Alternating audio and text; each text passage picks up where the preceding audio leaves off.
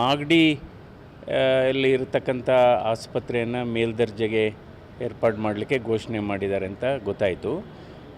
ಅದು ಒಂದು ಒಳ್ಳೆಯ ವಿಚಾರ. ಆದರೆ ಬಹಳ ಮುಖ್ಯವಾದದ್ದು ಬರೀ ಕಟ್ಟಡಗಳಿಂದಲೇ ನಾವು ಉತ್ತಮವಾದ ಚಿಕಿತ್ಸೆಯನ್ನು ಕೊಡಲಿಕ್ಕೆ ಸಾಧ್ಯ ಇಲ್ಲ. ಬಹಳ ಮುಖ್ಯವಾದದ್ದು ನಾವು ಹೆಚ್ಚು ಸಿಬ್ಬಂದಿಗಳು ಅಂದರೆ doctors, nurses, technician, supporting staff ಕೊಡಬೇಕು. ಕೇವಲ ಈ ಭಾಗದಲ್ಲಲ್ಲ, ಇಡೀ ರಾಜ್ಯಾದ್ಯಂತ ಏನಾಗಿದೆ, ಆಸ್ಪತ್ರೆಗಳಲ್ಲಿ ಸಿಬ್ಬಂದಿಗಳ ಕೊರತೆ ಬಹಳ ಜಾಸ್ತಿ ಇದೆ. ಅದರಿಂದ ಕಟ್ಟಡಗಳು ಬೇಕು, ಒಪ್ಕೊತೀನಿ ಒಂದು ಕಡೆ, ಬಟ್ ಕಟ್ಟಡಗಳಿಂದನೇ, ಉಪಕರಣಗಳಿಂದಲೇ ನಾವು ಉತ್ತಮವಾದಂಥ ಚಿಕಿತ್ಸೆ ಕೊಡಲಿಕ್ಕೆ ಸಾಧ್ಯ ಇಲ್ಲ. ಸಿಬ್ಬಂದಿಗಳ ನೇಮಕಾತಿ ನಿರಂತರವಾಗಿರಬೇಕು. ಅದಕ್ಕೆ ಬಜೆಟಲ್ಲಿ ಹೆಚ್ಚು ಒತ್ತು ಕೊಡಬೇಕಾಗುತ್ತೆ. ಅದು ಬಹಳ ಮುಖ್ಯವಾದದ್ದು. ನಂತರ ಇವಾಗಲೇ ರಾಜೀವ್ ಗಾಂಧಿ ಯೂನಿವರ್ಸಿಟಿ ರಾಮನಗರದಲ್ಲಿ ಮಾಡೋಂಥದ್ದು ಬಹಳ ಹಿಂದಿನಿಂದನೇ ಅದು ಘೋಷಣೆ ಆಗಿದೆ. ಸೊ ಅದಕ್ಕೆ ಪುನಃ ಮರುಚಾಲನೆ ಅಂತ ಕೇಳಿದೆ. ಈಗ ಆಲ್ರೆಡಿ 1 ಸರಿ, 2 ಸರಿ, 3 ಸರಿ ಅದು ಘೋಷಣೆ ಆಗಿದೆ. ಸೊ ಅದು ಬೇಗ ಕಂಪ್ಲೀಟ್ ಆಗಬೇಕು. ಏಕೆಂದರೆ ವಿಶ್ವವಿದ್ಯಾಲಯದ ಅನುದಾನದಿಂದಲೇ ಅದು ಆಗುತ್ತೆ ಅಂತ ಘೋಷಣೆ ಆಗಿದೆ. ರೇಷ್ಮೆ ವಿಚಾರದಲ್ಲಿ ಸರ್ ತಾವು ಕೂಡ ಡಿಮ್ಯಾಂಡ್ ಮಾಡಿದ್ವಿ, ಹೌದು, ಬೆಳೆಗೆ ಹೆಚ್ಚಿನ ಒತ್ತನ್ನು ಕೊಡಬೇಕು ಅಂತ. ಹೌದು, ಅದಕ್ಕೂ ಕೂಡ ಈ ಬಜೆಟಲ್ಲಿ ಸ್ವಲ್ಪ ಅನುದಾನವನ್ನು ಒದಗಿಸಿದ್ದಾರೆ. ಅದೊಂದು ಒಳ್ಳೆಯ ವಿಚಾರ. ಆದರೆ ಈಗ ಏನಾಗಿದೆ, ನಮ್ಮ ರಾಮನಗರ ಜಿಲ್ಲೆ ಇಡೀ ರಾಜ್ಯದಲ್ಲಿ ಮೊದಲನೇ ಸ್ಥಾನದಲ್ಲಿದೆ ರೇಷ್ಮೆ ಉತ್ಪಾದನೆ ಇದರಲ್ಲಿ. ಅದಕ್ಕೋಸ್ಕರ ಈಗ ಸುಮಾರು 6,000 ಟನ್ಸಷ್ಟು ಸಿಲ್ಕ್ ವೇಸ್ಟ್ ಬರ್ತಾಯಿದೆ. ಸಿಲ್ಕ್ ವೇಸ್ಟು ಅದನ್ನು ನಾವು ಬೈ ಪ್ರಾಡಕ್ಟ್ ಮಾಡತಕ್ಕಂಥ ವ್ಯವಸ್ಥೆ ಚೆನ್ನಾಗಿ ಆಗಬೇಕು. ಈಗ ಒಂದು ಸ್ಪನ್ ಮಿಲ್ ಇದೆ ಇಲ್ಲಿ, ಬಟ್ ಅದು ಸಾಲದಿಲ್ಲ. ಆ ಸ್ಪನ್ ಮಿಲ್ದು ಉನ್ನತೀಕರಣ ಆಗಬೇಕು. ಅದು ಇನ್ನೂ ಕೂಡ ಅದು ಎಕ್ಸ್ಟೆಂಡ್ ಆಗಬೇಕು. ಇವಾಗ ಏನು ಮಾಡ್ತಾಯಿದ್ದೀವಿ, ಈ ಸಿಲ್ಕ್ ವೇಸ್ಟ್ನ ನಾವು ಚೀನಾಗೆ ಅದನ್ನು ಎಕ್ಸ್ಪೋರ್ಟ್ ಮಾಡ್ತಾಯಿದ್ದೀವಿ. ನಂತರ ಅದನ್ನು ಅವರು ಬೈ ಪ್ರಾಡಕ್ಟ್ ಮಾಡಿ ನಮಗೆ ವಾಪಸ್ಸು ಹೆಚ್ಚಿನ ದುಡ್ಡಿಗೆ ಮಾರ್ತಾ ಇದ್ದಾರೆ. ಅದರಿಂದ ರಾಮನಗರದಲ್ಲೇ ಆಗ್ಬೋದು ಅಥವಾ ಚನ್ನಪಟ್ಟಣದಲ್ಲಿ ಆಗ್ಬೋದು, ಈ ಸ್ಪನ್ ಮಿಲ್ಸ್ನ ಇನ್ನೂ ಉನ್ನತೀಕರಣ ಆಗಬೇಕು. ಅದನ್ನು ಇನ್ನೂ ವಿಸ್ತರಣೆ ಆಗಬೇಕು. ಸರ್, ಒಟ್ಟಾರೆಯಾಗಿ ಬಜೆಟನ್ನು ವಿಶ್ಲೇಷಣೆ ಮಾಡೋದಾದ್ರೆ ಸರ್ ಹೇಗಿದೆ ಅಂತ ಅನಿಸುತ್ತೆ ಸರ್?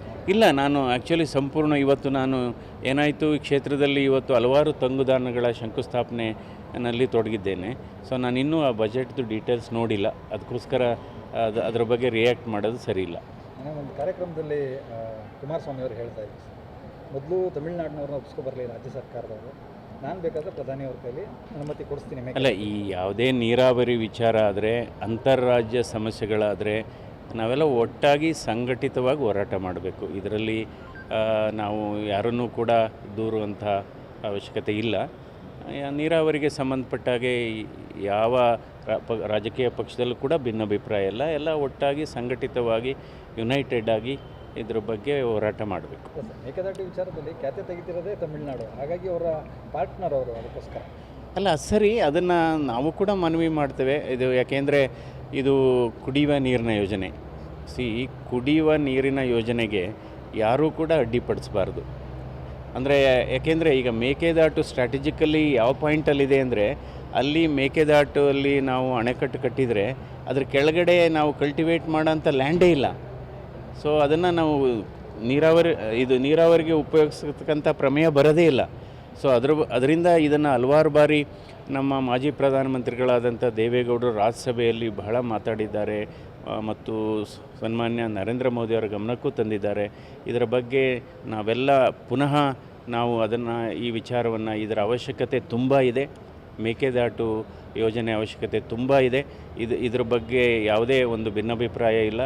ಎಲ್ಲ ಮೆಂಬರ್ ಆಫ್ ದಿ ಪಾರ್ಲಿಮೆಂಟ್, ಎಲ್ಲ ಲೋಕಸಭಾ ಸದಸ್ಯರು ಮತ್ತು ಎಲ್ಲ ನಮ್ಮ ಕೇಂದ್ರದ ಸಚಿವರುಗಳು ಇದ್ರ ಬಗ್ಗೆ ಮತ್ತೊಮ್ಮೆ ನಾವು ಕೇಂದ್ರ ಸರ್ಕಾರವನ್ನು ನಾವು ಒತ್ತಾಯ ಮಾಡ್ತೀವಿ. ಮಾಗಡಿ ಅಲ್ಲಿ ಇರತಕ್ಕಂಥ ಆಸ್ಪತ್ರೆಯನ್ನು ಮೇಲ್ದರ್ಜೆಗೆ ಏರ್ಪಾಡು ಮಾಡಲಿಕ್ಕೆ ಘೋಷಣೆ ಮಾಡಿದ್ದಾರೆ ಅಂತ ಗೊತ್ತಾಯಿತು. ಅದು ಒಂದು ಒಳ್ಳೆಯ ವಿಚಾರ. ಆದರೆ ಬಹಳ ಮುಖ್ಯವಾದದ್ದು ಬರೀ ಕಟ್ಟಡಗಳಿಂದಲೇ ನಾವು ಉತ್ತಮವಾದ ಚಿಕಿತ್ಸೆಯನ್ನು ಕೊಡಲಿಕ್ಕೆ ಸಾಧ್ಯ ಇಲ್ಲ. ಬಹಳ ಮುಖ್ಯವಾದದ್ದು ನಾವು ಹೆಚ್ಚು ಸಿಬ್ಬಂದಿಗಳು ಅಂದರೆ doctors, nurses, technician, supporting staff ಕೊಡಬೇಕು. ಕೇವಲ ಈ ಭಾಗದಲ್ಲಲ್ಲ, ಇಡೀ ರಾಜ್ಯಾದ್ಯಂತ ಏನಾಗಿದೆ, ಆಸ್ಪತ್ರೆಗಳಲ್ಲಿ ಸಿಬ್ಬಂದಿಗಳ ಕೊರತೆ ಬಹಳ ಜಾಸ್ತಿ ಇದೆ. ಅದರಿಂದ ಕಟ್ಟಡಗಳು ಬೇಕು, ಒಪ್ಕೊತೀನಿ ಒಂದು ಕಡೆ, ಬಟ್ ಕಟ್ಟಡಗಳಿಂದನೇ ಉಪಕರಣಗಳಿಂದಲೇ ನಾವು ಉತ್ತಮವಾದಂಥ ಚಿಕಿತ್ಸೆ ಕೊಡಲಿಕ್ಕೆ ಸಾಧ್ಯ ಇಲ್ಲ. ಸಿಬ್ಬಂದಿಗಳ ನೇಮಕಾತಿ ನಿರಂತರವಾಗಿರಬೇಕು. ಅದಕ್ಕೆ ಬಜೆಟಲ್ಲಿ ಹೆಚ್ಚು ಒತ್ತು ಕೊಡಬೇಕಾಗುತ್ತೆ, ಅದು ಬಹಳ ಮುಖ್ಯವಾದದ್ದು. ನಂತರ ಇವಾಗಲೇ ರಾಜೀವ್ ಗಾಂಧಿ ಯೂನಿವರ್ಸಿಟಿ ರಾಮನಗರದಲ್ಲಿ ಮಾಡೋಂಥದ್ದು ಬಹಳ ಹಿಂದಿನಿಂದನೇ ಅದು ಘೋಷಣೆ ಆಗಿದೆ. ಸೊ ಅದಕ್ಕೆ ಪುನಃ ಮರುಚಾಲನೆ ಅಂತ ಕೇಳಿದೆ. ಈಗ ಆಲ್ರೆಡಿ 1 ಸರಿ 2 ಸರಿ 3 ಸರಿ ಅದು ಘೋಷಣೆ ಆಗಿದೆ. ಸೊ ಅದು ಬೇಗ ಕಂಪ್ಲೀಟ್ ಆಗಬೇಕು, ಏಕೆಂದರೆ ವಿಶ್ವವಿದ್ಯಾಲಯದ ಅನುದಾನದಿಂದಲೇ ಅದು ಆಗುತ್ತೆ ಅಂತ ಘೋಷಣೆ ಆಗಿದೆ.